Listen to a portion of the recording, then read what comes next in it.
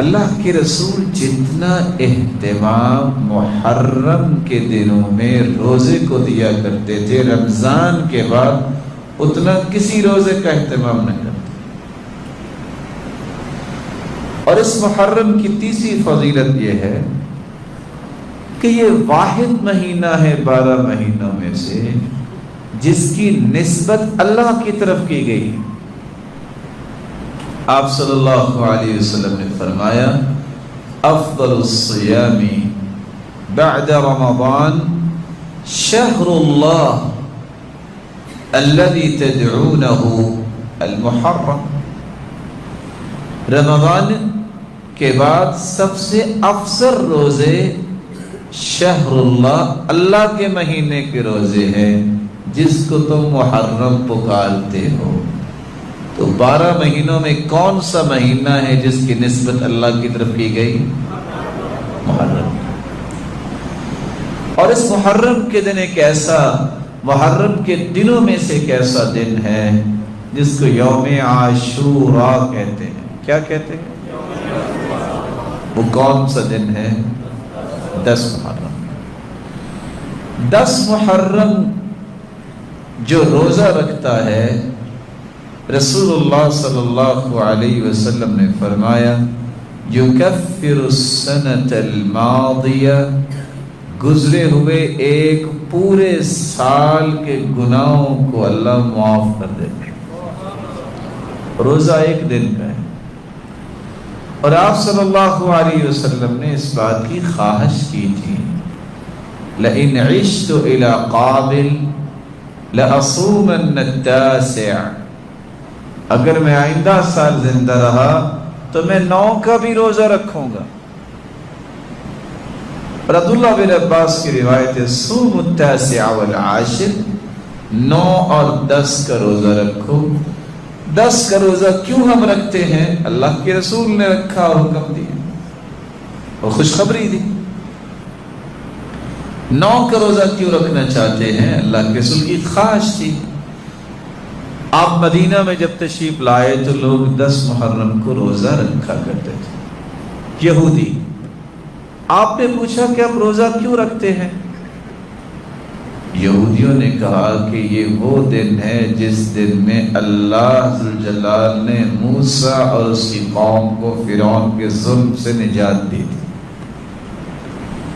تو آپ صلی اللہ علیہ وسلم نے فرمایا نحن احق بموسیٰ منکم، ہم زیادہ حق رکھتے ہیں، موسیٰ بھی نبی، میں بھی نبی، وہ ہمارے بھائی تھے، وہ اگر اللہ کا شکر ادا کرتے ہوئے روزہ رکھتے ہیں تو ہم بھی رکھتے ہیں۔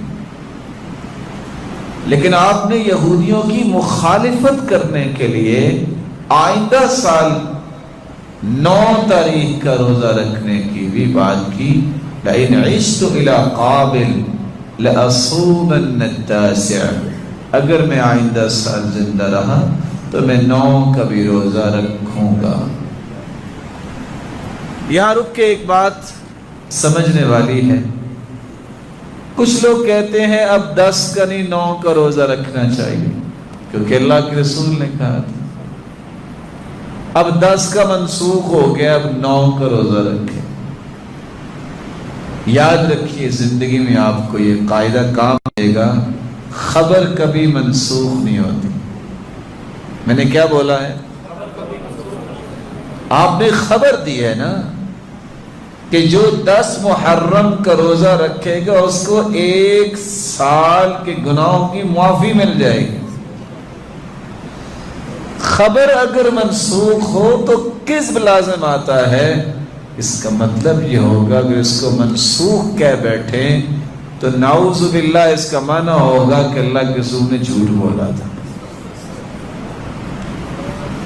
لیکن صحیح مسلم کی روایت ہے، گناہ معاف ہوں گے کہ نہیں ہوں گے؟ ہمیں یقین کرنا چاہیے نا۔ اگر ہم کہیں یہ منسوخ ہو گیا تو گناہ تو معاف نہ ہوئے، جھوٹ ہو گیا نا۔ اس لیے جن بھائیوں کو یہ غلطی لگی ہے انہیں اصلاح اپنی کرنی چاہیے، وہ 9 اور 10 کا روزہ رکھیں یا صرف 10 کا روزہ رکھیں۔ اور بعض نے تیسری روایت بھی بیان کی ہے صوموا یوما قبل او یوما بعد، ایک پہلے رکھ لیں ایک بعد میں رکھ لیں، جیسا کہ ابن القیم نے بھی اس بات کا تذکرہ کیا ہے، اگرچہ کچھ علماء اس روایت میں کلام کرتے ہیں۔ تو ہمیں کون سا روزہ رکھنا چاہیے؟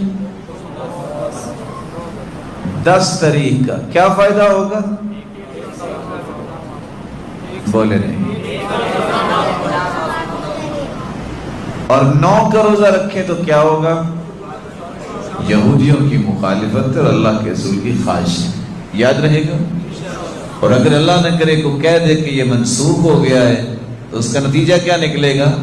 خبر کبھی منسوخ